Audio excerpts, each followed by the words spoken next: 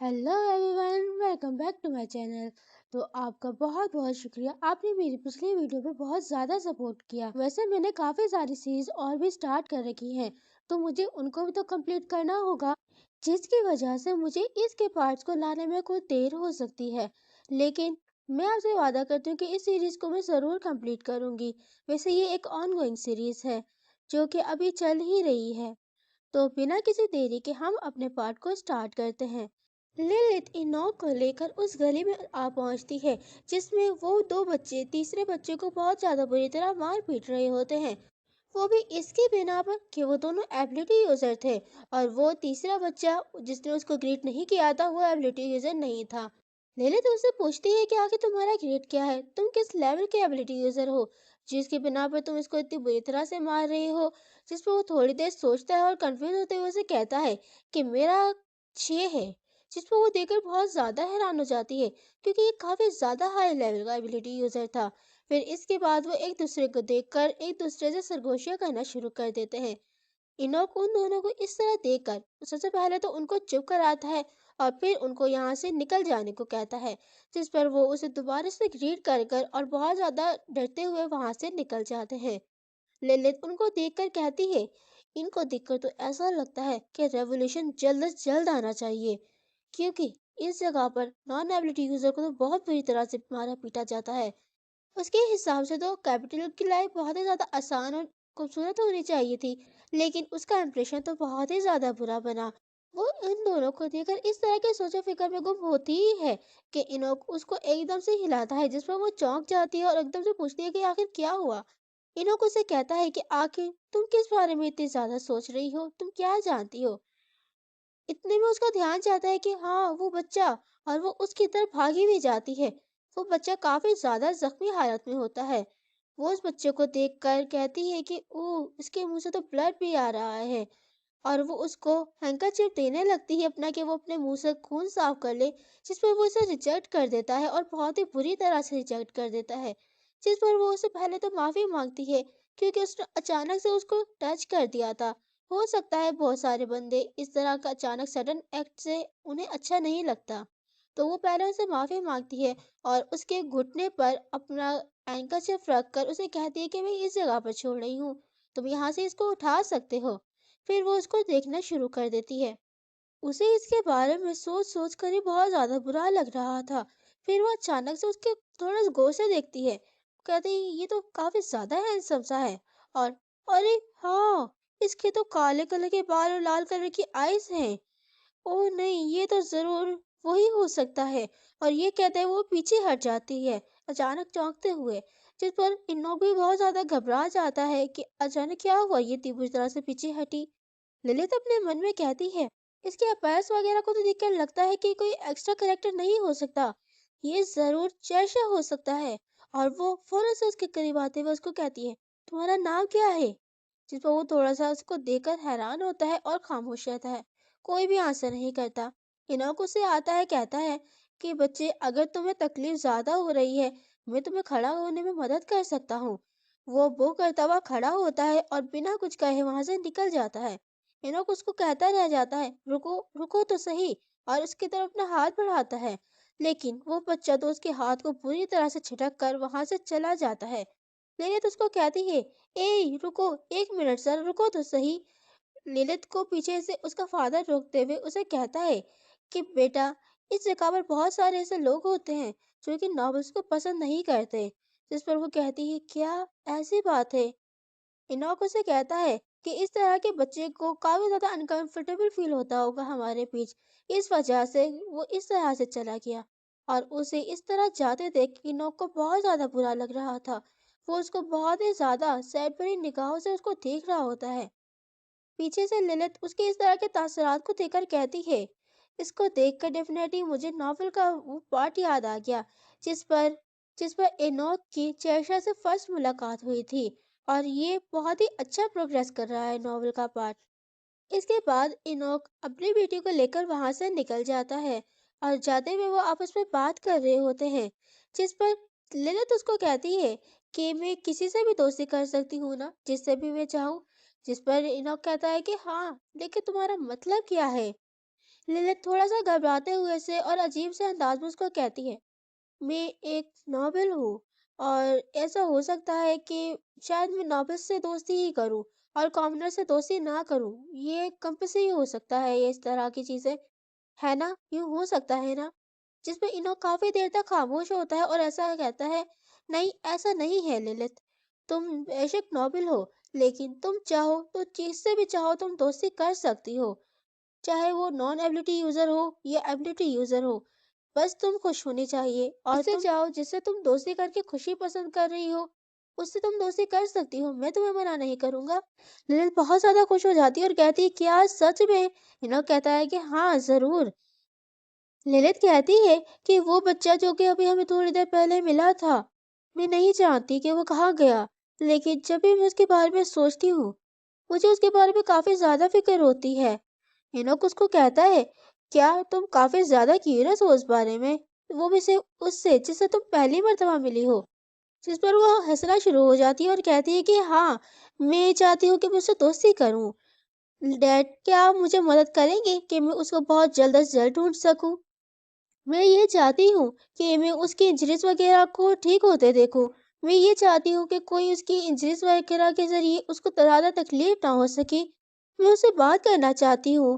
जिस पर इनॉक जोर जोर से हंसना शुरू कर देता है और कहता है, ओह, तुम तो सचमुच में एक एंजल हो।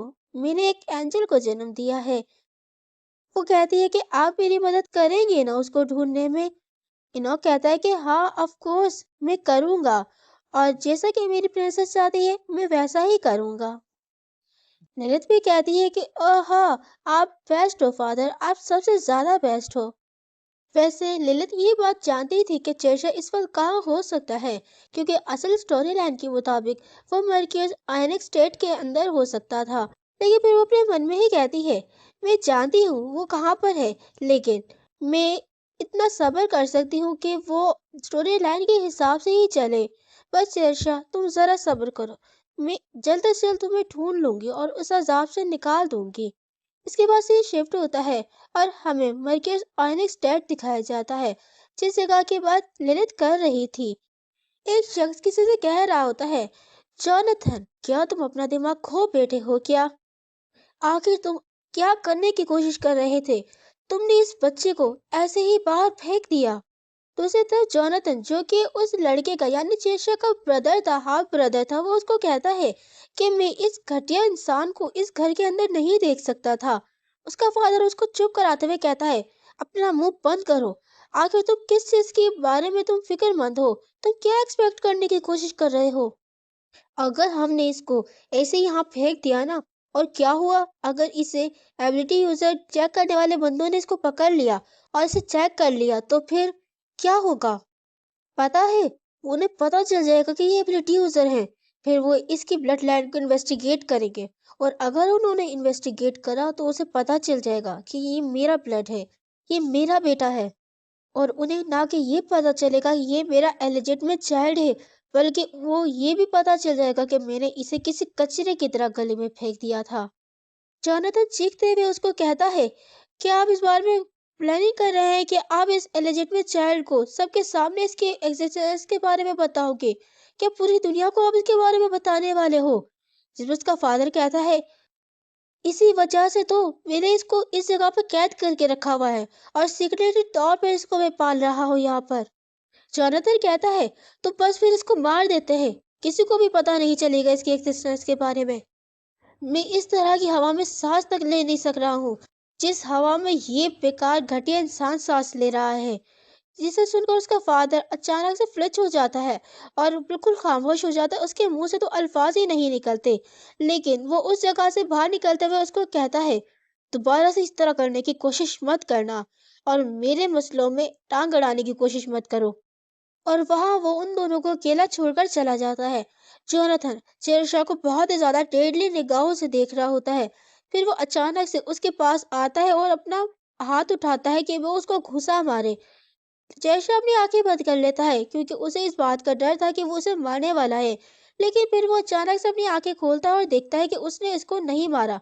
लेकिन जैसे ही वो आंखें खोलता है, वो उसके ऊपर मुक्कों की बरसात कर देता है और बहुत ही ज्यादा बुरी तरह मार रहा होता है।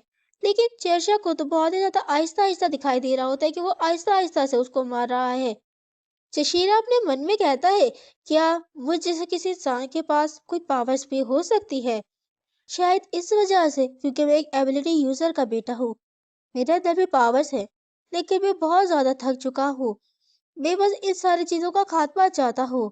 और वो जोर से खांसता है और जमीन पर गिर जाता है और कहता है, मरना बहुत ज्यादा आसान है।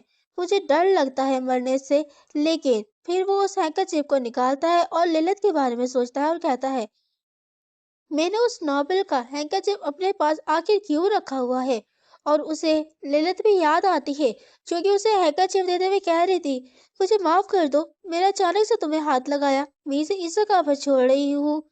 और वो कहता है कि बस मैं एक मर्तबा मरना चाहता हूँ, मैं इन सारी चीजों से छुटकारा हासिल करना चाहता हूँ। शिफ्ट होता है। लिलित अपने मेंशन के सामने खड़ी हुई होती है, जिसे देखकर बेइंतहा वो हैरान हुए जा रही थी, क्योंकि वो बहुत ही ज्यादा आलीशान और खूबसूरत किस्म का था।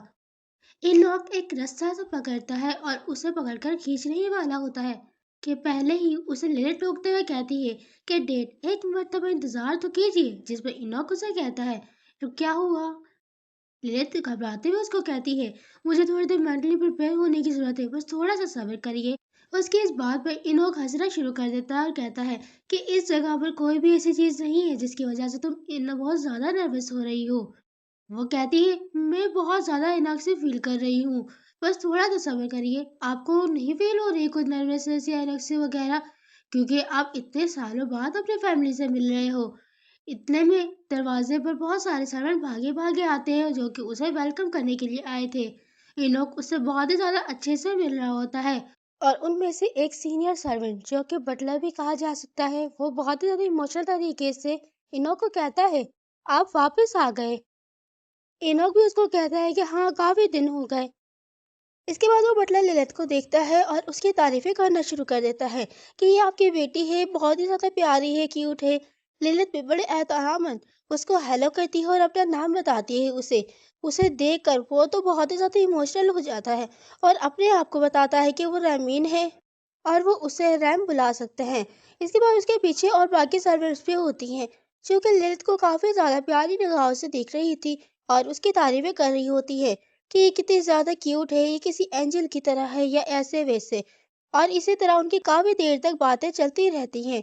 काफ़ी देर तक खड़े रहने के बाद इनोक उन्हें कहता है, आखिर तुम्हारा क्या इरादा है? क्या आप लोगों में बात इसी तरह खड़े रखने का इरादा है? जिस पर बटलर अचानक से चौंकते हुए कहता है, ओह हाँ, आखिर मेरे मैनर्स कहाँ गए? और उससे माफी मांगते हुए कहता है कि आज मेरे जिंदगी के 15 साल इस पेंशन में गुजरे हैं और इतने सालों में आज तक मैंने इतना ज़्यादा इमोशनल सीन नहीं देखा है। जिस पर दोबारा से इनोक उसको टोकते हुए कहता है, बस करो इस तरह की बातें। और वो बटलर उन दोनों को अंदर ले जाने लगता है। और अंदर ले जाते हुए बटलर उससे इस बारे में बात कर रहा होता है कि आखिर उसके फादर उसको देखकर किस तरह रिएक्ट करेंगे। इनोक भी उसको कहता है, मुझे लगता है कि वो काफ़ी ज़्यादा शॉक हो जाएंगे। वो जिस तरह अंदर जा रहे थे उनकी बातें लिलित सुन लेती है और उसे अचानक से ध्यान में आता है, ओह, फादर के डैड यानी कि मेरे ग्रैंडफादर। उसने इस नॉवल में इसके बारे में काफ़ी मरतबा पढ़ा है, जिसका नाम नॉर्डिक रेविस्टीन है, जो एक बावकार किस्म के नॉवल पर्सन थे और एक डॉज रैंक एबिलिटी यूजर थे। जब उसने उसके बारे में इस नॉवल में पढ़ा था, तो हर बार उसकी डिग्निटी और इस तरह की चीज़ें इतनी ज़्यादा बढ़ जाती थी, जो कि बंदा इमेजिन भी करे तो उसे बहुत ज़्यादा अलग किस्म का इंसान लगता था। और ओरिजिनल स्टोरी में वो चर्चा के साथ बहुत ही ज़्यादा काइंड था, लेकिन सामने की तरफ से उसको कभी भी नहीं दिखाता था। हमेशा उस पर गुस्सा किया करता था, मतलब बिल्कुल ही डिफरेंट दिखाया करता था। लेकिन सीक्रेटली तौर पर वो उसकी बहुत ज़्यादा केयर किया करता था। और ये सोचते हुए वो ये कहती है कि मैं इस बात की होप करती हूँ कि वो मेरी तरफ भी काफ़ी ज़्यादा काइंड हो। और अभी वो इस तरह की सोचों में गुम ही होती है। इतने में उसका ध्यान उसके फादर पर जाता है, जो कि अपनी बहन के बारे में पूछ रहे थे। बटलर उसको बताता है कि हाँ, लेडी ओरिडिया ने इस बारे में यकीन कर लिया था कि आप वापस आ चुके हैं और वो इस वक्त मास्टर के साथ है। काफ़ी हफ्ते हो गए वो उन्हीं के साथ यहाँ पर है। वो देखकर चांचल शॉक हो जाती है, क्या मेरे फादर की एक बहन भी है? वैसे मैंने ओरिजिनल स्टोरी वर्क में उसके बारे में ज़्यादा नहीं सुना, बस थोड़ा बहुत उसका नाम ही आया है, लेकिन एक्चुअली किस तरह की हो सकती है? और वो इस तरह की बातों में अचानक से दरवाजा खुलता है और लिलित देखती है अंदर एक बहुत ही ज्यादा आलीशान और खूबसूरत किस्म का महल, जिसे देखकर वो तो हकीबकी रह जाती है। और उसे वो प्लेस बहुत ही ज्यादा पसंद आ रहा होता है। वो अपने फादर के साथ जाते हुए कह रही होती है, ओह क्या ये रियल गोल्ड है? ओह मेरा क्या सच में ये असली का सोना हो सकता है? उसे इस तरह देखकर इनोक उसे कहता है कि मेरे प्रिंसेस आखिर क्या हुआ है? जिसमें लिलित थोड़ा सा ऑकवर्ड होती हुई उनको कहती है, कुछ भी तो नहीं फादर। और अपने मन में कहती है, जेम्स ब्राउन ने ना ही सिर्फ अपनी पावर मुझसे छिपाई बल्कि अपनी इतनी ज्यादा दौलत भी। और वो इसी तरह नर्वस होते हुए अपने फादर के साथ सीढ़ियों के जरिए ऊपर जा रही होती है और कह रही होती है कि ये काफी ज्यादा चेंज होते चले जा रहे हैं उस वक्त। और अपने फादर के साथ वो जाते जाते एक डोर पर पहुंचती है। वो अचानक से दरवाजा खोलता है। इतने में वो कहती, पापा रुके, एक मिनट सा इंतजार तो करें। लेकिन सामने उसके फादर और उसकी सिस्टर खड़ी हुई थी। उसके फादर काफी ज्यादा खौफनाक से लग रहे थे, स्केरी से लग रहे थे, जबकि उसकी बहन उसे देखकर बहुत ही ज्यादा खुश हो जाती है और उसका नाम लाती है। एनोक तो हंसते मुस्कुराते उसे कहता है, फादर मैं वापस आ गया हूँ। लिलित अपना मुंह बंद करते हुए कहती है, इनके प्रेजेंस कोई जोक नहीं है, ये कितना ज्यादा टेरिफाइंग है। लेकिन वो तो काफी ज्यादा मुस्कुरा रहा होता है और इसी तरह अपने फादर को देख रहा होता है। लिलित बहुत ही ज्यादा डरी हुई सी होती है और अपना मुंह बंद किए जा रही होती है। उसके फादर बहुत ही ज्यादा गुस्से में उसकी तरफ बढ़ते हैं और उसे कहते हैं कि तुम। इनो काफी ज्यादा इतराते हुए उसको कहता है, फादर जब मैंने आपको पिछली बार देखा था अब उससे तो आप काफी ज्यादा बूढ़े हो चुके हो, ये मुझे तकलीफ दे रहा है। वो अचानक इस तरह की बातें इसलिए कह रहा था ताकि माहौल काफी ज्यादा ठंडा हो सके। और उसके फादर को तो इसके ऊपर बहुत ही ज्यादा गुस्सा आ रहा होता है। वो उसको यूं ब्रेड करते हुए अपनी स्टिक उठाते और उसे मारने ही वाले होते हैं कि पीछे से उसकी बहन चिल्लाती है, फादर यहाँ पर एक छोटी बच्ची भी मौजूद है। वो अचानक से रुक जाते हैं और लिलित की तरफ देखने लगते हैं, जो कि उसको देख देखकर कांपे ही जा रही होती है और डरे जा रही होती है। उसके फादर उसको कहते हैं, क्या ये तुम्हारी बेटी है? इनो कहता है कि आपका क्या मतलब है इससे? ये मेरी प्रिंसेस है।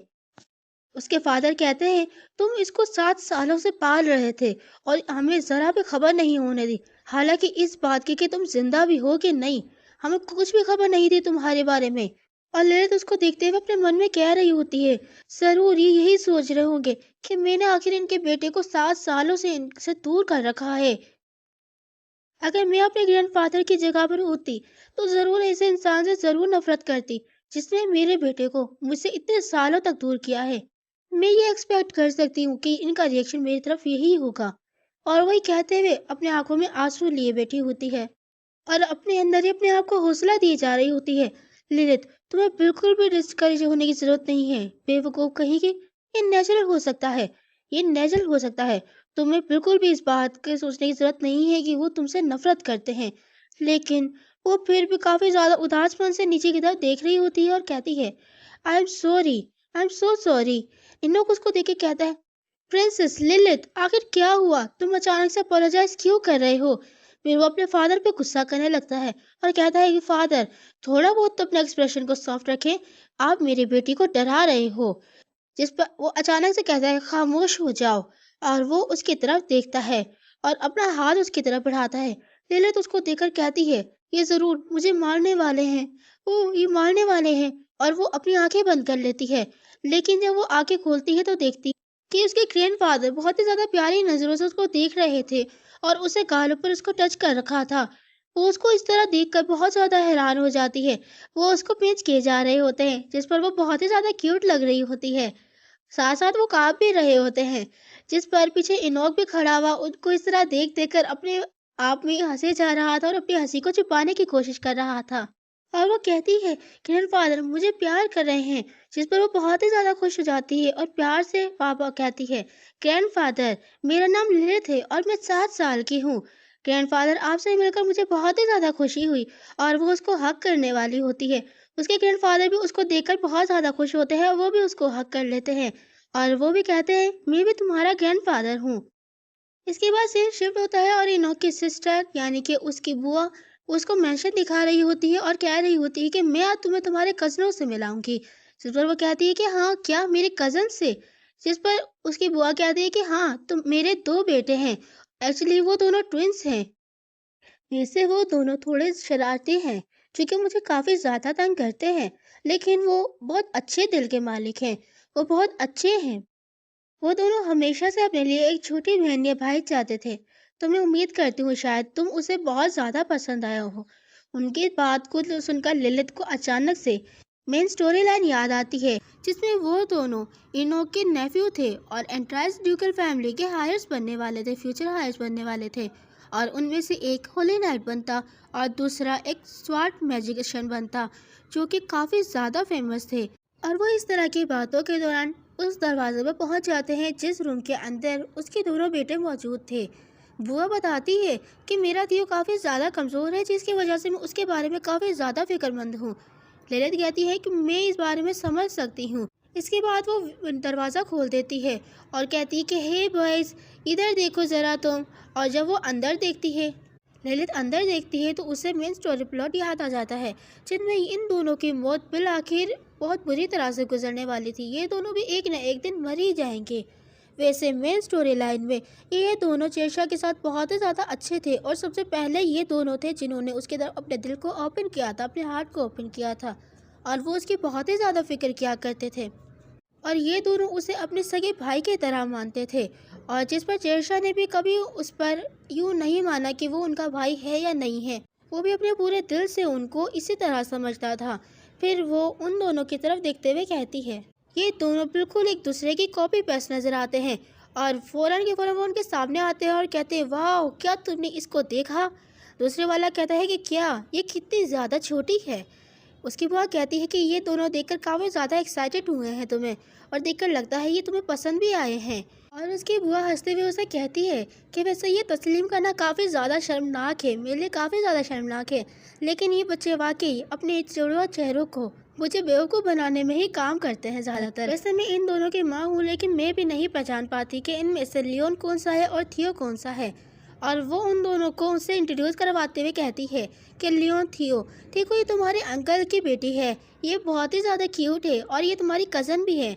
जिसमें से वो इनमें से एक तो उसे काफ़ी ज़्यादा खड़ूस तरीके से देख रहा होता है, और दूसरा काफ़ी स्वीट तरीके से। उसकी वो कहती है कि इसका नाम लिलित है।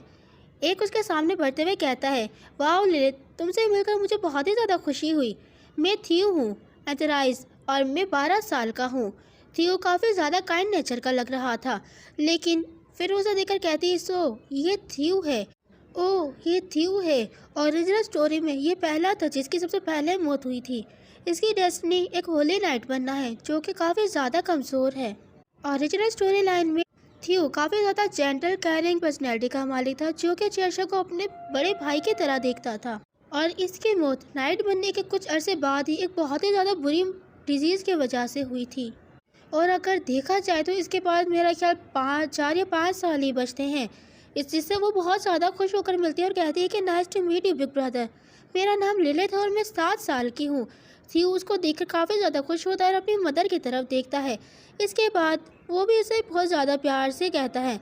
फिर पीछे से उसकी बुआ लियो को भी कह रही होती है कि तुम्हें भी इसको हेलो कहना चाहिए, लिलित तुम्हें भी हेलो कहेगी। जिस पर लियो उसको कहता है कि ये कितनी ज़्यादा स्मॉल है, ये अपनी उम्र के हिसाब से बिल्कुल भी इतनी नहीं दिखती, ये बहुत ज़्यादा छोटी है, वैसे मैं इससे बड़ा था जब मैं 7 साल का था। जिस पर उसकी मदर उसे गुस्से में कहती है, आखिर तुमने क्या कहा अपनी छोटी बहन को, डमी।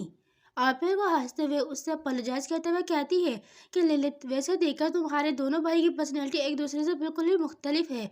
मुझे उम्मीद है कि ये थियो तुमसे काफ़ी ज़्यादा काइंड होगा और जेंटल भी रहेगा, जबकि लियो काफ़ी ज़्यादा शरारती है, जो कि हर वक्त मुझे परेशानी में डालता रहता है, इसकी वजह से हमेशा मैं परेशान रहती हूँ। लियो गुस्से में उसको कहता है, आखिर आप ये क्या कह रही हो। उसकी मदर उसके सर पे जोरदार घुसा मारते हुए उसको कहती है, बिहेव योरसेल्फ, और आखिर तुम किस तरह बात कर रहे हो मुझसे, थोड़ा पोलाइटली बात करो। मैंने तुमसे कितने मर्तबा बोला है, अगर तुम इस तरह ही अपना एक्ट करते रहे तो लड़कियां तुम्हें बिल्कुल भी पसंद नहीं करेंगी। और अभी हाल ही में कुछ दिनों पहले तुमने लेडी बहरीन को स्पाइडर के जरिए, एक बड़ी स्पाइडर के जरिए तुमने उसको डराया।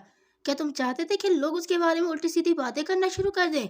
जिस पर वो काफी ज्यादा मुंह बनाता हुआ कहता है, लेडी मैरी का बेर्लिना ने कहा था मुझे कि उसे स्पाइडर पसंद है, तो मैंने उसको एक दे दी। उस पर उसकी मदर तो और ज्यादा तब जाती है और उसे कहती है, वो सिर्फ तुमसे दोस्ती करना चाहती थी, इस वजह से उसने ये कहा कि उसे स्पाइडर पसंद है। क्या तुम इस तरह से एक्ट करोगे किसी लड़की के साथ? उन दोनों को इस तरह देखकर लिलित अपने मन में कहती है, ओह, बेटों को पालना किसी थका देने काम से ज्यादा बड़ा होता है। और लिलित कहती है, वैसे लियो जिसका मुकद्दर एक जादुई तलवारबाज बनना है, जो कि जिंदा दिल और चीजों को उड़ा देने वाली आदत रखता है, जिसकी वजह से अक्सर चेशायर के साथ उसके झगड़ा होता रहता था। वैसे अगर देखा जाए तो दूसरों को यूं ही लगेगा कि इन दोनों की आपस में बिल्कुल भी नहीं बनती और ये दोनों आपस में दुश्मन हैं। लेकिन चेशायर की और लियो की आपस में वैसे तो बहसबाजी होती रहती थी, लेकिन लियो से ज्यादा उसकी और कोई भी परवाह नहीं करता था। और जिस नॉवल के अंदर वो मौजूद है, उसके दूसरे वॉल्यूम के अंदर एक लार्ज स्केल मॉन्स्टर की सब्जेक्शन बैटल हुई थी, जिसमें लियो की मौत हो गई थी। उस बैटल के अंदर वो हमेशा चेशिरा के सामने आगे खड़ा रहा और चेशिरा पर होने वाले हमलों को अपने ऊपर लेता रहा, जिसकी वजह से उसकी मौत हो चुकी थी। और उसके ये पार्ट्स उस नॉवल के वो इतने ज़्यादा हार्ट ब्रेकिंग थे कि वो जब भी उसको पढ़ती थी, वो रोना शुरू कर देती थी। और इस वक्त भी उसकी आंखों में एक नम भरे आंसू आने शुरू हो जाते हैं और वो यूँ सोच रही होती है कि आखिर मैं क्यों रोने लगी हूँ। मुझे उन दोनों के अंदर एक हीरोइक और एक बहुत ही ज़्यादा अफसोसनाक चीज़ नजर आती है, जो कि यूँ कहा जा सकता है कि इन दोनों का एक बहुत ही ज़्यादा दर्दनाक फ्यूचर। फिर वो खुद से लियो को अप्रोच करते हुए कहती है, ब्रदर, मैं बहुत ही ज़्यादा खुश हूँ कि आज के दिन मैं आपसे मिली हूँ। वाकई मैं बहुत ही ज़्यादा खुश हूँ। अगर आप मुझे स्पाइडर देंगे तो मैं उससे नहीं डरूंगी, बल्कि मैं आपके साथ खेलूंगी। मुझे भी बड़े स्पाइडर बहुत ज़्यादा पसंद है। और वो हंसते हुए उससे ये कह रही होती है और अपने मन में कहती है, मैं सिर्फ उसके करीब होना चाहती हूँ और कुछ नहीं। उसे इस तरह देखकर लियो उसको काफ़ी घूर घूर के देखना शुरू कर देता है। उसे इस तरह अपने आप को घूरता देख उसे कहती है लिलित, ब्रदर, क्या हुआ? और वो अचानक से लियो उसके गाल खींचना शुरू कर देता है, जिस पर उसे काफी दर्द होता है और वो चिल्लाती भी है, जिस पर पीछे से उसकी मदर उसे मना करती है और पीछे थियो भी बहुत ज्यादा डर जाता है। और थियो उसको कहता है, हे लियोन, आखिर तुम इतने जोर से उसके गाल को क्यों खींच रहे हो? ये काफी ज्यादा दर्दनाक हो सकता है।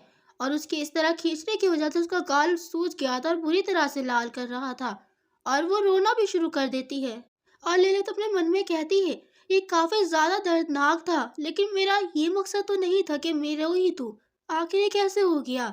शायद इस वजह से कि मैं काफी ज्यादा इमोशनल थी स्टोरी को याद करते हुए।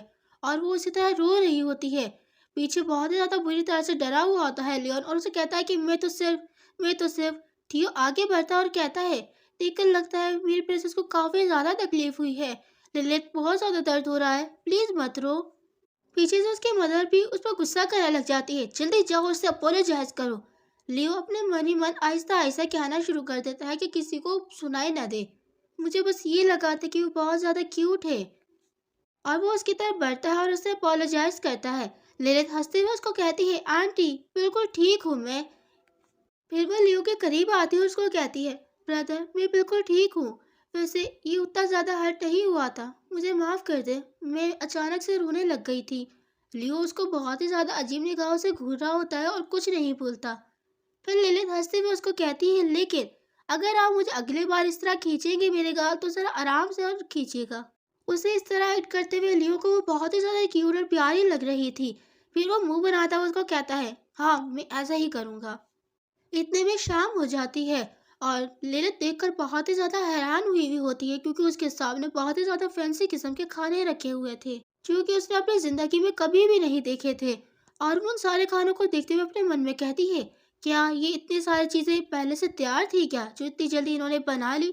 पीछे से एक सर्वेंट उनको उनका खाना देते हुए कहता है, अपना मील आप एंजॉय कीजिए young lady and young master. उसकी आंट कहती है, ले जितना तुम चाहो उतना तुम खा सकते हो। जिस पर वो थोड़ा शर्माते हुए और अचानक उसको आंसर करती है, यस, बिल्कुल। वो इतने सारे खानों को देखकर बहुत ज्यादा कंफ्यूज हो गई थी और यही सोचती कि आखिर मैं किस खाने से स्टार्ट करूं। उसके बराबर में लियोन बैठा हुआ था। वो उसको देखती है और कहती है कि मुझे लियोन को फॉलो करना चाहिए, जो कि मेरे बराबर में मौजूद है। इतने में उसके ग्रैंडफादर आ जाते हैं। आंटी कहती है कि फादर आप आ चुके हैं। वो भी कहता है कि हाँ। आंट कहती है, फादर इनोक कहाँ है? जिस पर वो कहते हैं कि इनोक ने कहा कि वो अपनी अनपैकेजिंग करने के बाद आके खाएगा, तो सबसे पहले तुम सब स्टार्ट करो। लिलित तो सारे खानों को देखकर बहुत ज्यादा हैरान हुए जा रही थी और वो देखकर कहती है, इन सारी चीजों को देखकर ये लगता है कि नॉबिस किस तरह की जिंदगी एंजॉय करते हैं। मैं बहुत ज़्यादा नर्वस हूँ, आखिर इन सारी चीज़ों का कैसा टेस्ट होगा। और वो भी सोच ही रही होती है कि अचानक से लियो को आवाज़ आती है, ग्रैंडफ़ादर उसको बुला रहे थे। वो अचानक से उसको आंसर करता है, जी ग्रैंडफ़ादर। उसके ग्रैंडफ़ादर वही स्पाइडर वाला किस्सा उसके सामने लेके आते हैं, जिस पर आंटी उसे अपोलोजाइज़ भी करती है लियोन की तरफ से, और वो कहती है कि मैं इस बारे में बहुत ज़्यादा माज़रत खा हूँ और मैं कोशिश करूँगी कि अगली बार ऐसा ना हो, और मैं काउंटेस से भी इस बारे में बात करूँगी। वैसे मैंने काउंट ब्रेनिया को टी पर बुलाया हुआ है। ललित उन सब की बातें सुनते हुए कह रही होती है, दोबारा से स्पाइडर का मसला आ गया। देखकर ऐसा लगता है ये मसला काफी ज्यादा बड़ा होगा, जिसकी वजह से बार बार इसी बारे में बातें होती चली जा रही हैं।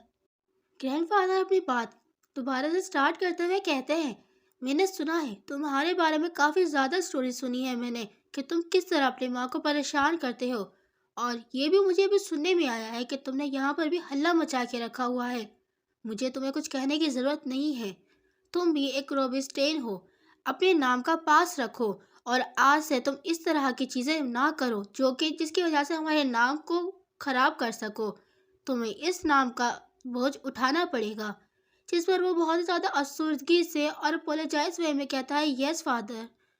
उसके फादर फिर से उसको कहते हैं, हमेशा अपने एक्शंस पर केयरफुल रहो और दूसरों को ट्रबल देने से अवॉइड करो। हमेशा मुकम्मल प्रॉपर एटिकेट के साथ एक्ट करो। अपने मेंटेन रखो अपनी हर एक चीज़, ताकि तुम दूसरों के लिए एक एग्जाम्पल बन सको। फिर से वो कहता है, यस ग्रैंडफादर। मैं उम्मीद करता हूँ कि इस तरह की बातें मुझे दोबारा से सुनने को ना मिले, जिसकी वजह से हमारी फैमिली का नाम खराब हो। फिर से लियो कहता है, मैं अपोलोजाइज करता हूँ। लिलित उसको इस तरह देख कर कहती है कि ग्रैंडफादर एग्जैक्टली उसी तरह के हैं जिस तरह के मैंने नॉवेल्स में पढ़ा था। ये मुकम्मल तौर पे एक परफेक्ट एग्जाम्पल है बाकी नॉवेल्स के लिए। ये एडिकेट्स वगैरह इस तरह की चीज़ों को बहुत ज़्यादा अच्छे से देखते हैं। फिर वो कहती है, मुझे इस वक्त रोना आ रहा है क्योंकि ये परफेक्ट टाइमिंग है। मुझे बिल्कुल भी नॉवेल एडिकेट्स के बारे में नहीं मालूम। आखिर मैं क्या करूँ, मैं किस तरह से खाऊँ, मैं अब क्या करूँ? शायद मुझे थोड़ी देर बातें करनी चाहिए, जिसकी वजह से मुझे थोड़ा बहुत खाने का मौका मिल जाएगा। लियो उसको कहता है, आखिर तुम क्यों नहीं खा रही हो? थियो भी उसकी तरफ थोड़ा तवज्जो करता है और कहता है, लिलित, क्या तुम इतनी जल्दी फुल हो चुकी हो? लिलित कहती है कि नहीं, अभी तो नहीं। आंटी कहती है कि क्या हुआ लिलित, तुम्हें कोई परेशानी है? जिसकी वजह से सारे फुल अटेंशन उसी तरफ ही हो जाती है, वो एक स्पॉटलाइट बन जाती है एक ही तरफ से, जिसकी वजह से उसे ये समझ नहीं आ रहा था कि वो आखिर क्या रिस्पॉन्स करे। क्या उसे ये बता देना चाहिए कि मुझे टेबल एटिकेट्स बिल्कुल भी नहीं आते, मुझे टेबल्स मैनर्स के बारे में बिल्कुल भी नहीं मालूम। वैसे ग्रैंडफादर और आंटी दोनों जानते हैं कि मुझे इस तरह की चीज़ों के बारे में बिल्कुल भी नहीं मालूम। ये मेरे और मेरे फादर के लिए ट्रबल क्यों क्यों कर रहे हैं? इन्हें देखकर लग रहा है कि मैं सब बिल्कुल ही क्लूलेस हूँ। मुझे बहुत ही ज़्यादा बुरा फील हो रहा है। थियो और लियो ये मसला समझ जाते हैं कि आखिर क्या मसला हुआ है और वह क्यों नहीं खा रही। वो एक दूसरे की तरफ देखते हैं। इतने में उसके फादर आ जाते हैं और कहते हैं कि मैं माजरत चाहूँगा कि मैं लेट हो गया हूँ। वो देखकर बहुत ही ज़्यादा खुश हो जाती है, कहती है, मेरा सेवियर यहाँ पर आ चुका है, मेरे फादर यहाँ पर आ गए हैं। इतने में उसको कहती है, लिलित चलो जल्दी से, फादर के साथ हम दोनों मिलकर खाएंगे। एकदम से लियो को न जाने क्या जोश उठता है और वो बहुत ज़्यादा अजीब तरीके से खाने लग जाता है।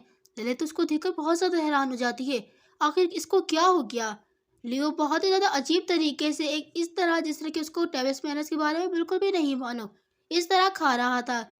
वो अपने फोक से एक गोश्त का पीस उठा लेता है और उसे इसी तरह मुंह से काटना शुरू कर देता है। आंटी उसको कहती है, आखिर तुम ये किस तरह खा रहे हो, तुम कितने ज्यादा रूड लग रहे हो, वो भी अपनी छोटी बहन के सामने। जल्दी दुरुस्त करो अपनी चीजों को। इतने में थियो को भी बात समझ आती है और वो भी बहुत अजीब तरीके से खाना शुरू कर देता है। आंटी उस पर गुस्सा करने लग जाती है, आखिर तुम दोनों को क्या हो गया, तुम इतने अनप्रॉपर तरीके से कैसे खा सकते हो? ग्रैंडफादर उन दोनों को खामोशी से बैठा देख रहे थे। इसके बाद थियो ने काफी सारे पीसेस काट लिए थे गोश्त के, और वो लिलित को देते हुए कहता है, ये लो तुम ये खा लो। उसे इस तरह देखकर वो बहुत ही ज्यादा खुश हो जाती है और कहती है, उन्होंने उसको इतना ज्यादा अच्छे से फील कराया था। वो कहते हैं, आखिर ये दोनों कितने ज्यादा अच्छे हैं, ये वाकई में बहुत ही ज्यादा अच्छे ब्रदर हैं। आंटी उन दोनों को देखकर कहती है, आखिर तुम इतनी बुरी तरह से कैसे एक्ट कर सकते हो, तुम चाहते हो कि तुम्हें डांट पड़े। इनोक उन दोनों को देखकर मुस्कुरा रहा होता है क्योंकि वो भी सारी सिचुएशन को समझ गया था। फिर आंटी अपने फादर से अपोलोजाइज करते हुए कहती है कि मैं इन्हें ज़रूर सिखा। इतने में पीछे जब ग्रैंडफादर कहते हैं, बस बहुत हो गया। इस जगह पर यह भी हमें पता चलता है कि ग्रैंडफादर को भी सारी सिचुएशन का पता चल गया था, जिसकी वजह से उसने इस बारे में ज़्यादा एक्ट नहीं किया। उसने ज़्यादा इस बारे में चीज तवज्जो नहीं दी और बड़ी खामोशी से कहता है, चलो चलो जल्दी से खा लो। लिलित बहुत ही ज़्यादा खामोशी से खा रही होती है और उसे खाना बहुत ही ज़्यादा डिलिशियस लग रहा होता है। सामने उसके फादर उसको देख देख कर हंसे ही जा रहे होते हैं। ग्रैंडफादर उसको कहते हैं, क्या ये मज़ेदार है? जिस पर लिलित कहती है कि हाँ, ये बहुत ही ज़्यादा मज़ेदार है। फिर वो उसको कहते हैं कि हाँ, बहुत अच्छी बात है, चलो बहुत ज़्यादा खाओ। रात हो जाती है और इनोक ललित को उसके रूम में लेके आता है, जो कि बहुत ही ज़्यादा बड़ा और खूबसूरत किस्म का था। इनोक उससे पूछता है, तुम्हें ये पसंद आया? जिस पर वो कहती है कि हाँ, मुझे ये बहुत ही ज़्यादा पसंद आया। ये बेड कितना ज़्यादा सॉफ्ट और फ्लफी किस्म का है, ये बहुत ही ज़्यादा अच्छा है। उसके फादर उसके बराबर में लेटते हुए कहते हैं कि हे प्रिंसेस। ललित कहती है कि हाँ, तुम्हें वो लड़का याद है जिससे हम एलए में मिले थे? तुम्हें याद है वो लड़का? ललित कहती है कि हाँ, मुझे याद है। चशीरा अपने मन में कहती है, चशीरा।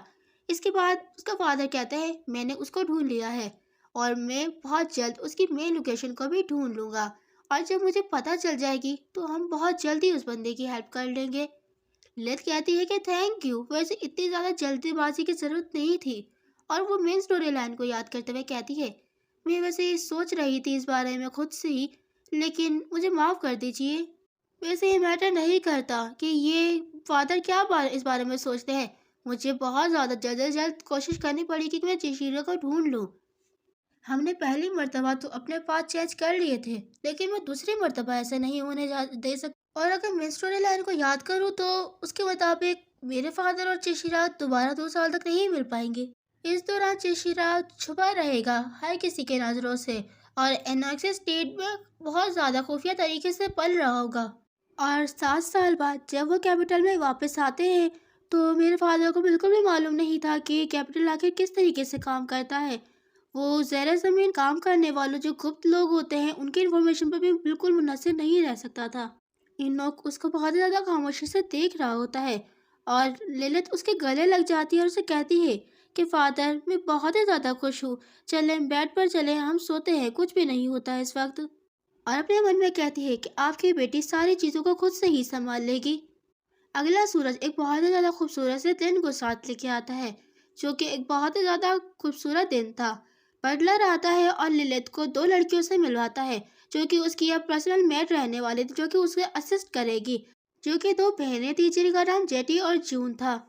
और इनोक इतने दिनों बाद आया था, जिसकी वजह से उसको बिल्कुल भी मसरूफियात नहीं गुजरेंगे कि वो अब अपने ऑफिस से बाहर निकल सके, तो उसकी वजह से उसने उसकी पर्सनल मेड रख दी थी। बटलर उन दोनों को उसे इंट्रोड्यूस करवाते हुए कहता है कि ये तुम्हारी बिल्कुल ख्याल करेगी।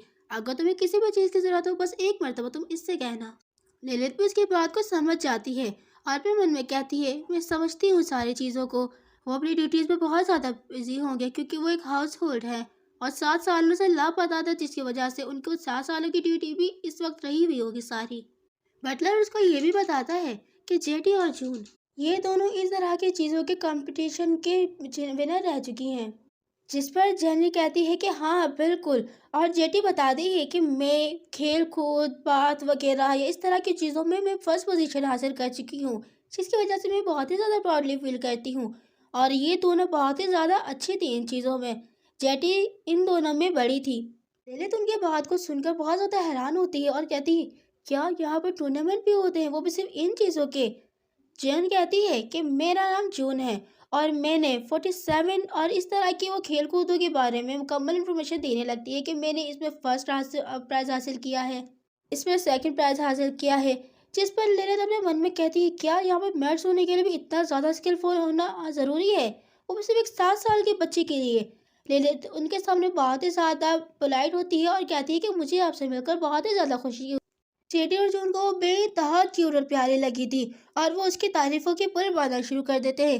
तुम कितनी ज़्यादा क्यूट हो, तुम्हारे गाल कितने ज़्यादा प्यारे हैं, तुम कितनी चबी सी हो, क्यूट हो। और उन दोनों को इस तरह देखकर बटलर उनको कहता है कि बस बहुत हुआ लड़कियों, चलो अब ये ग्रिड वगैरह ख़त्म हो चुकी है, अब मैं तुम्हें सारे के सारे शेड्यूल्स वगैरह इन्फॉर्म कर देता हूँ कि तुम्हें आखिर क्या करना है और क्या नहीं, और यंग लेडी के किस वक्त उनके एजुकेशन की स्टार्टेड क्लासेस होंगी। मैं ये सारी चीज़ें बता देता हूँ तुम्हें। लेड बटलर की बातें सुनकर काफी ज्यादा हैरान होती है और कहती है, अभी हमें एक दिन ही हुआ यहाँ पर आए हुए कैपिटल में, और इन्होंने अभी से मेरी पढ़ाई के बारे में फिक्र होना शुरू कर दिया। ओह, और वो बहुत ज्यादा खुश हो जाती है क्योंकि वो यही चाहती थी, क्योंकि यहाँ पर आके वो बहुत ही ज्यादा बोर हो गई थी। वो कहती है कि अंकल रैम, मैं बहुत ज्यादा अच्छे से स्टडी करूंगी, मैं अपना बेस्ट देने की कोशिश करूंगी। उसको देखकर बटलर बहुत ज़्यादा खुश होता है और कहता है, तुम तो मुझे यंग मास्टर की याद दिलाती हो कि वो जब तुम्हारी उम्र के थे वो तुम्हारी तरह ही करते थे। तो आज तुम्हारा पहला दिन है, आज के दिन इंट्रोडक्शन होगा, तो आज के दिन तुम्हें ज़्यादा मुश्किल होने की ज़रूरत नहीं होगी, तुम्हें बिल्कुल भी मुश्किल नहीं होगी। फिर से शिफ्ट होता है और हमें लिलिथ की टीचर दिखाई जाती है, जो कि उसे दो एप्पल्स के जरिए सिखा रही थी कि देखो, एक और एक एप्पल दो होते हैं, अगर इस जगह हम यूँ करेंगे तो यूँ होगा, जिसका नाम लीना होता है, और वो भी एक काउंट होती है। वो एप्पल के जरिए उसको पढ़ाने की कोशिश कर रही होती है। वो देखकर सामने तो यूँ कर रही होती है, मुझे बहुत मज़ा आ रहा है, वाह। लेकिन अपने मन में कहती है, मैंने जैसे कि सोचा था, ये एक एलिमेंट्री स्कूल के एजुकेशन वगैरह चीज़ें मुझे सिखा रहे हैं, यानी मल्टीपल वगैरह इस तरह की चीज़ें। उसके साथ में लियो और थियो भी मौजूद होता है, जो कि उसकी हौसला अफजाई के लिए वहाँ पर बैठे हुए थे।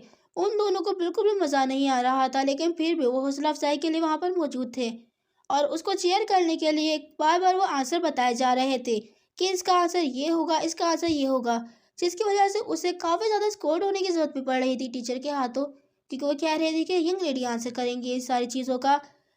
लियो भी यही कहता है कि हाँ, तुम्हें बताने की ज़रूरत नहीं है, टीचर खुद बता रही है ना, वो खुद पढ़ाएंगे इसको। और ललित बहुत ही ज़्यादा हैरान हुई थी और बहुत ज़्यादा निराश वे में नीचे देख रही होती है। वो उन सारी चीज़ों को नोट भी किए जा रही थी और अपने मन में कहती है कि मैं एडिकेट्स और लाइब्रेरी आर्ट्स के बारे में काफ़ी ज़्यादा मैं इन चीज़ों के बारे में सीखना चाहती हूँ, लेकिन एलिमेंट्री मैथ के प्रॉब्लम को सॉल्व करना, ये तो बहुत ही ज़्यादा है। और इसी तरह की बातों में, सोचो फिकर में वो सवाल हल किए जा रही थी। साथ साथ टीचर उसको बता भी रही होती है, इस जगह पर ये आंसर आएगा, तुम इस जगह ये लिखोगे। बराबर में लियो भी उसके मौजूद होता है और वो भी उसको बता रहा होता है, ये तुम कैसे कर रही हो, तुम्हें इस तरह करना चाहिए, ये नहीं। टीचर उसको फिर से डांटती है, लियो उसको इंटरप्ट करना बंद करो, उसको खुद करने दो। थियो भी कहता है, हाँ लियो, मैंने तुमसे कहा ना, उसको इंटरप्ट मत करो। उन सब की इस तरह की बातों में वो बहुत ही ज्यादा तंग हो गई थी और वो बस जल्द से इस जगह से निकलना चाह रही थी और अपने मन में कहती है, मैं जल्द से जल्द चशीरा को ढूंढना चाहती हूँ, जितनी जल्दी हो सके। और अपने मन में कहती है, चशीरा तुम्हारे फैमिली का एक डॉक्टर सन होने वाला है, जो कि तुम दोनों से 2 साल छोटा होने वाला है। और अगर ये सोचा जाए तो मेरे फादर की उनकी एज के मुताबिक वो अभी 11 साल का होगा, इसका मतलब ये है कि मुझे उसे 2 और साल छोड़ना पड़ेगा कि वो एनएक्सी के हाउस में बुरी तरह से एब्यूज होता है रहे। मैं ऐसा बिल्कुल भी नहीं होने दे सकती। मुझे जल्दी से फादर की मदद करनी होगी और जल्द से जल्द जशीरा को ढूंढना होगा। मुझे पहल करनी पड़ेगी। मुझे उसको ढूंढने के लिए पहल करनी होगी और जल्दी जल्द ढूंढना पड़ेगा, क्योंकि इन द फ्यूचर वो मेरे फादर के बनाए करदा एक इंटेलिजेंस गाइड का एल का एक हायर बनने वाला है। मुझे जल्दी से उसको ढूंढना पड़ेगा और उसे अपनी तरफ करना पड़ेगा, ताकि मैं उसकी सारी की सारी परेशानियों को दूर कर सकूं और हर चीज़ बहुत अच्छे से और मेंटेन तरीके से हो सके। मुझे जल्दी से उससे मिलना पड़ेगा और मुझे इन सारी चीज़ों से छुटकारा हासिल करना पड़ेगा। लेकिन ये बॉडी, ये सिर्फ एक 7 साल के छोटे बच्चे की बॉडी है जिसमें बेइंतहा रिस्ट्रिक्शन लगी पड़ी है, और मैं इस जगह पर इस मैथ की प्रॉब्लम को सॉल्व करने के पीछे भाग रही हूँ, इस कमरे में बंद हुई हूँ। मुझे इन सारी चीज़ों को जल्दी से मेमोराइज करना पड़ेगा। वो 19 मरतबा क्या होगा, इतने में सामने से टीचर उस पर मुतवज्जा होती है और कहती, माय लेडी। वो हैरान हो जाती, हाँ हाँ। टीचर को कहती, आखिर तुमने ये कैसे किया। वो कहते, मुझे माफ़ कीजिएगा।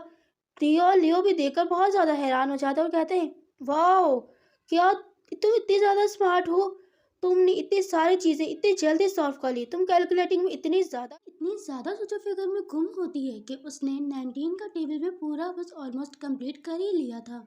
लेकिन इतने में उसकी मैम उसके ऊपर मुतवज्जा होती है, जो कि उससे पूछ ही रही थी कि आखिर तुमने कैसे किया, मुझे बताओ ज़रा। वो भी टेंशन में होती है, क्या आखिर मैंने कैसे सॉल्व कर लिया। एक 7 साल की छोटी बच्ची इतने सादा टेबल को नहीं लिख सकती, ना वो जल्दी से याद कर सकती है। वेट, होल्ड ऑन, एक मिनट ज़रा रुको। मे भी शायद मैं इस वजह से कि मैं अभी सारी सोचो फिक्र में गुम थी, लेकिन मैं अकेले नहीं हूँ जो इसने इतने सारे मैथ प्रॉब्लम इतनी जल्दी आसानी से सॉल्व कर दिए। बहुत सारे लोग होते हैं जिन्हें पैदाइशी हुनर मिलता है, जो कि पैदाइशी तौर पर मैथ में बहुत ज़्यादा अच्छे होते हैं।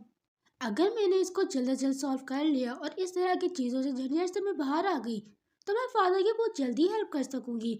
और वो बहुत ही ज़्यादा एक्साइटेड होते हुए कहती है, टीचर मैंने ये सारी की सारी प्रॉब्लम सॉल्व कर ली हैं। जिस पर वो कहती है हाँ हाँ, लेकिन वो अपनी बात से पलटी नहीं थी, वो अभी भी यही कह रही थी, लेकिन तुमने ये कैसे किया। लिलित बहुत ज़्यादा कंफ्यूज होती हुई उसको कहती है, आप मुझसे पूछ रही हैं कि मैंने कैसे किया, बहुत आसान था, मेरे लिए ज़्यादा मुश्किल नहीं था। टीचर उससे ज़्यादा कंफ्यूज होती है और कहती है, लेकिन आखिर मैंने तुम्हें तो अब तक इतनी ज़्यादा चीज़ें नहीं पढ़ाई थी, लेकिन तुमने ये कैसे कर लिया। ललित कहती है कि जैसे कि आपने मुझे पढ़ाया था, एक और एक से दो होते हैं, उनको मिलाओ तो फिर चार होंगे, चार को मिलाओ तो आठ होंगे। आपका बहुत बहुत शुक्रिया टीचर, आपने मुझे इतनी अच्छी तरीके से पढ़ाया कि मुझे आगे की चीज़ों में बहुत जल्दी आसानी से आ गई। लेकिन वो उसी तरह परेशानी की हालत में उसको कहती है, लेकिन मैंने तुम्हें ये तो नहीं पढ़ाया था कि अगर मैं 19 सेबों को 9 मरतबा लेके आऊंगी तो वो 101 बनेगा। लिलित अचानक से जोर से कहती है टीचर, और अपने मन में कहती है बस मुझे टीचर को ऐसे ही किसी तरह टरकाना पड़ेगा। और वो कहती है, टीचर आपने मुझे मल्टीप्लिकेशन इतनी अच्छे से समझाया, ये तो बहुत ज़्यादा मज़ेदार है, ये बहुत ज़्यादा फन है इसमें, प्लीज़ टीचर मुझे और पढ़ाइए।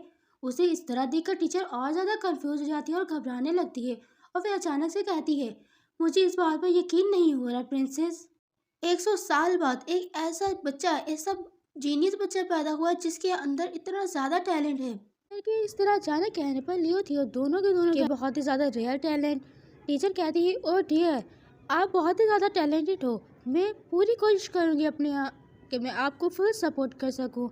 और वो उसके इस बात पर भी मन ही मन कहती है, इस मौके पर मुझे बिल्कुल भी नहीं मालूम था, मुझे बिल्कुल भी इस बात का रियलाइजेशन नहीं हुआ कि ये सारी चीज़ें आगे जाके मेरे लिए इतनी ज़्यादा सख्त होती चली जाएंगी। अगले दिन लिलित लियो और थियो दोनों के साथ मौजूद होती है और डिजर्ट्स को एंजॉय किए जा रही होती है। लियो थियो उनके साथ बहुत ही ज़्यादा अच्छे से पेश आ रहे थे और वो भी बहुत ही ज़्यादा खुश थी। वो दोनों उसको इतने ज़्यादा अच्छे से ट्रीट कर रहे थे कि वो अपने हाथों से उसको खाना खिला रहे थे और वो भी इंजॉय किए जा रही थी। लियो कहता है कि ये बहुत ही ज़्यादा क्यूट है, लिलित बहुत ही ज़्यादा किसी गिलेरी की तरह प्यारी क्यूट है। उसकी आंट भी कहती है कि हाँ ये बहुत ही ज़्यादा प्रीटी है, ये खाती हुई कितनी अच्छी लगती है। और वो फिक्रमंदी में कहती है, आराम से खाओ ज़रा, कहीं तुम्हें पेट में दर्द ना हो जाए। वो भी कहती है कि हाँ, और अपने मन में कहती है, इतना ज़्यादा एक्सपेंसिव मैक्रोस खाना, ये तो एक जन्नत के मानित है। इतने में वो थोड़ा सा गौर करती है कि गेट पर कोई आया हुआ था। आंट देखती है और कहती है, ओह ये तो कांटेस ब्लेरिया है। उसे देखते ही लियो अचानक से बहुत ज़्यादा हैरान हो जाता है और कहता है, ये तो एरिका है, एरिका भी यहाँ पर आई है। क्या एरिका, एरिका कैसे आ सकती है यहाँ पर। लियो को इस तरह एक्ट करता देख लेरे उससे पूछती है कि ब्रदर आखिर क्या हुआ है, आखिर आप क्या छुपाने की कोशिश कर रहे हैं, क्या कवर करने की कोशिश कर रहे हैं। जिस पर वो उसको कस के पकड़ लेता है और कहता है कि नहीं ऐसी कोई भी बात नहीं है। लेरे उसे कहती है, आप मुझे बहुत तंग कर रहे हो, आखिर क्या हुआ है। थियो कहता है, लियो को एरिका बिल्कुल भी पसंद नहीं है, और पिछली बार एरिका जब यहाँ पर आई थी तो इसने उसे स्पाइडर के जरिए डराने की कोशिश करी थी, जिसकी वजह से उसे काफ़ी ज़्यादा हर्ट हुआ था, उसे चोट लग गई थी और मम्मा ने उसको बहुत ही ज़्यादा डांटा था। वो ताज्जुब में कहती है, क्या ऐसी बात है, तो एरिका वो विक्टिम है जो कि स्पाइडर एक्सीडेंट से गुजर चुकी है। एरिका भागी भागी आती है और लियोन का नाम बुलाती है, लेकिन जैसे ही वो लियोन को लिलित से चिपकता देखती है वो बहुत ज़्यादा गुस्से में हो जाती है और किससे कहती है, लियोन आखिर ये क्या हो रहा है। वो उसके ऊपर इस तरह हक जमा रही थी जैसे कि वो उसकी वाइफ हो, और एकदम से कहती है, आखिर ये लड़की कौन है। लिलित उसको इस तरह देखकर कहती है, सडनली इस तरह का एक्ट करना मतलब ये है कि ये इसको पसंद करती है। वो भी बहुत ज़्यादा गुस्से में कहती है, आखिर ये लड़की कौन है। लियोन उसको कहता है, आखिर तुम्हें इस बात की क्या परवाह है। लिलित उसके इस आंसर पर बहुत ज़्यादा हैरान हो जाती है और अपने मन में कहती है, आखिर ये इस तरह के एक्ट कैसे कर सकता है, ये इस तरह की बातें कैसे कर सकता है। ये देखकर तो ऐसा लगता है जैसे कि ये छोटे बच्चों के आपस की कोई रोमांस की लड़ाई चल रही हो। पीछे से आंट आती है और कहती है, एरिका इससे मिलो, ये इसकी कज़न है लिलित। जिस पर वो बहुत ज़्यादा हैरानगी से कहती है, क्या ड्यूक रोबिस्टेन यहाँ पर आ चुके हैं। ओह क्या वो सच में यहाँ पर आ चुके हैं। आंट कहती है कि हाँ वो कल ही यहाँ पर आए हैं, उसकी बात को सुनकर वो तो बाग-बाग हो जाती है और खुशी से फूले नहीं समा रही होती। फिर वो अपना मतलब निकालने के लिए सबसे पहले तो लियो को दूर फेंकती है और लेज से चिपक जाती है और बताती है कि मैं लियो की एक बेटी हूँ, इकलौती बेटी हूँ। तुम तो किसी एंजल की तरह दिखती हो, और उसकी तारीफों के पुल बांधना शुरू कर देती है और कहती है कि मैं काफ़ी ज़्यादा जेलस हो गई थी जब मैंने यहाँ पर देखा। मेरा नाम एरिका ब्लेनरिया है और मैं 12 साल की हूँ। लिलित उसको कहती है कि मेरा नाम लिलित रॉबस्टेन है और मैं 7 साल की हूँ। वैसे आप बहुत ज़्यादा खूबसूरत है प्रिंसेस। वो कहती है कि ओह रियली, क्या सच में? और वो बहुत ही ज़्यादा खुश हो जा रही होती है, कहती है थैंक यू लिलित। और हाँ, मैं एक बात तुम्हें याद दिला दूँ, मैंने ऑलरेडी प्रॉमिस कर चुका है लियोन से कि मैं उसके साथ अपनी सारी ज़िंदगी गुजारूंगी।